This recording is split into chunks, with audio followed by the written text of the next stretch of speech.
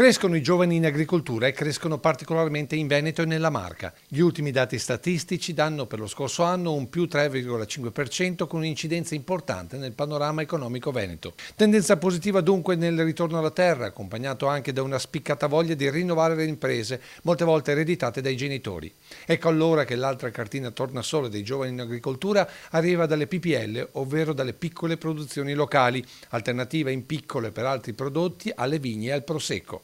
In costante crescita, in provincia di Treviso oggi abbiamo più di 300 attività PPL fatte per lo più da giovani vuol dire tra 25 e 40 anni, abbiamo 1 migliaio di aziende in tutto quanto il Veneto, costantemente abbiamo una crescita di 50 nuove aziende all'anno nella provincia di Treviso. Piccole produzioni ma soprattutto il biologico che affascina i giovani agricoltori, lo dimostrano i dati non solo trevigiani o veneti ma nazionali, con un settore che vale 2,5 milioni di euro, mentre nella nostra regione sono già 38.000 gli ettari coltivati senza chimica. Qui ad esempio siamo a Codognè e questo è un nuovo impianto voluto fortemente da un ventenne imprenditore agricolo in alternativa all'onnipresente prosecco. Perché hai deciso di mettere giù melecotonie?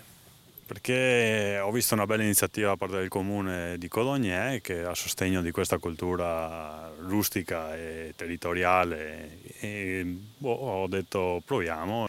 La voglia di rischiare comunque si accompagna con il sostegno, in questo caso del comune. Cosa fate come amministrazione comunale per promozionare questa produzione?